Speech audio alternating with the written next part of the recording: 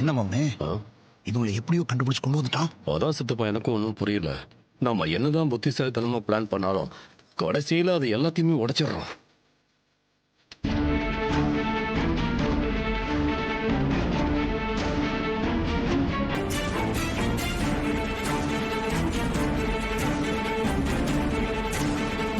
உண்மையை சொல்லுங்க சார். இவ்வளவு பிரச்சனைக்கும் நாங்க தான் காரணம்.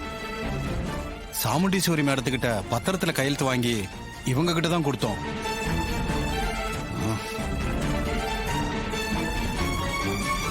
அந்த பேனாவால அதுல எழுதி இருந்ததெல்லாம் 1 மணி நேரத்துல அழிஞ்சு போச்சு. அதுக்கப்புறம் இவங்க இந்த வீட்டை சாமுண்டீஸ்வரி மேடம் இவங்களுக்கு எழுதி கொடுத்த மாதிரி மாத்தி எழுதிக்கிட்டாங்க.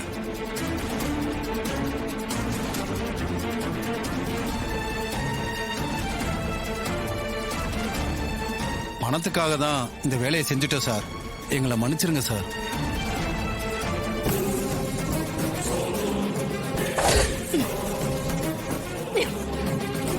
அயோக்கிய ராஸ்கல், இவ்ளோ கீழ்த்தரமான ஒரு வேலையை செஞ்சுட்டு ஏன் வீட்டை அபகரிக்க பாத்தியா?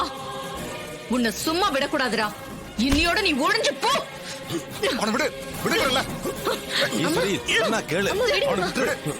விடுங்க என்ன. விடுங்கம்மா. வேண்டாம்மா. அம்மா அம்மா விடுங்கம்மா. இந்த ஆள் செத்து போயிட்டா அப்புறம் நீங்க தான் உள்ள போற மாதிரி ஆயிடும். இவனுக்காக ஒன்னும் நீங்க தண்டனை அனுபவிக்க வேண்டாம். இவனை கோர்ட் பாத்துக்கோ. விட்டுருங்கம்மா. ராஸ்கல், தைரியம் இருந்தா நேருக்கு நேரா மோதி ஜெயிச்சு காட்டுடா. அதை விட்டுட்டு ஏன்டா இப்படி கேவலமா உன் புத்தி போகுது? இந்த பொழப்புக்கு நீ தூக்குல தொங்கலாம்.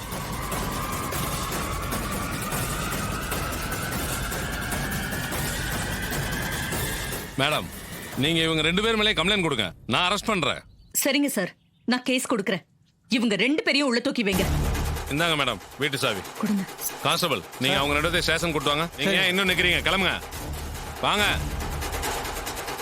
வாங்க.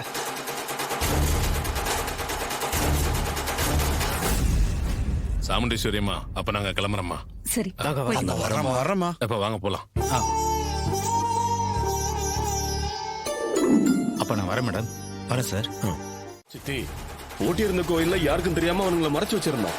அந்த டிரைவர் பையன் எப்படி கண்டுபிடிச்சான்னு தெரியலையே. இந்த வீட்டுக்கு சாமியார் வேஷம் போட்டுக்கிட்டு அந்த சாமுண்டீஸ்வரியோட லூசு மாப்பிள வந்தான். அத நான் கண்டுபிடிச்சு அவங்கள விரட்டி அடிச்சேன். ஆனா கோவில் விஷயத்துல கோட்டை விட்டுட்டேனே. அத நினைச்சா எனக்கு என் மேல வெறுப்பா இருக்கு. அந்த வீட்டை எனக்கு சொந்தமாக்கிடலாம்னு ரொம்ப ஆசையா போனேன். ஆனா அங்க எல்லாமே நமக்கு எதிராக திரும்பிருச்சு.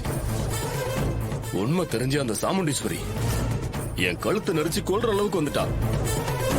அத பார்த்து சந்திரா தான் ரொம்ப துடிச்சு போயிட்டா சித்தி. ஆனா அவளாலையும் எதுவும் பண்ண முடியல. டேய், அந்த சாமுண்டீஸ்வரியும் சும்மா இல்லடாம். அவனே லாயர் மூலமா கேஸ் ஃபைல் பண்ணி வீட்டை நமக்கு கிடைக்காதபடி கோர்ட் மூலமா சீல் வைக்க ஏற்பாடு பண்ணிட்டால. அந்த வீட்ல உன்னை உட்கார வச்சு அழகு பார்க்கலான்னு நினைச்ச மவனே. அதுக்காக தான் எல்லாத்தையும் பார்த்து பார்த்து செஞ்சேன். ஆனா அந்த டிரைவர் பையன் அத்தனையும் கெடுத்து நாசமாக்கிட்டான். இத பாரு காளியம்மா, அந்த டிரைவர் பையன் இருக்கிற வரைக்கும் அந்த வீட்டையும் சரி அந்த சாமுண்டீஸ்வரியும் சரி நம்மளால ஒண்ணும் பண்ண முடியாது. அவனுக்கு ஏதாவது பிரச்சனை கொடுக்கற மாதிரி நம்ம செய்யணும். அப்பதான் நாம ஜெயிக்க முடியும். சித்தப்பா, அதுக்கு என்ன பண்றது? ஏய், அவன் அந்த ராஜா சேதுபதியோட பேரங்கிறத மட்டும் நிரூபிச்சா போதும்டா. அதுக்கப்புறம் நாம அவனை காலி பண்ண வேண்டியதில்ல. அந்த சாமுண்டீஸ்வரி அவனை கழுத்து பிடிச்சு வெளியே தள்ளிடுவா. கரெக்ட். இனிமே அவன் யாருன்னு நிரூபிக்கிற வேலையை தான் நாம மும்முரமா பார்க்கணும். அவனை வீட்டை விட்டு துரத்திட்டா அந்த சாமுண்டீஸ்வரிய பழி வாங்குறது நமக்கு ரொம்ப ஈஸியான வேலை தான்.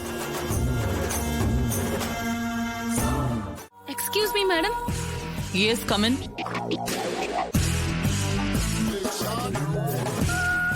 Good morning. Morning madam. Good morning. சொல்லுங்க. அந்த ஜமீன்தார் ஃபேமிலி கொலை கேஸ யாரு செஞ்சாங்கன்னு தெரியாம டிஎஸ்பி தலையை பிச்சுக்கிட்டு இருக்காரு மேடம். உங்ககிட்ட ஒப்பீனியன் கேட்டாரு மேடம். இன்ஸ்பெக்டர் கூட வந்திருக்காரு மேடம். நான் இந்த கேஸ ஃபுல்லா ஸ்டடி பண்ணிட்டேன். அது மட்டும் இல்ல, கல்பிரிட் யாருங்கிறதையும் கண்டுபிடிச்சிட்டேன். யாரு மேடம்?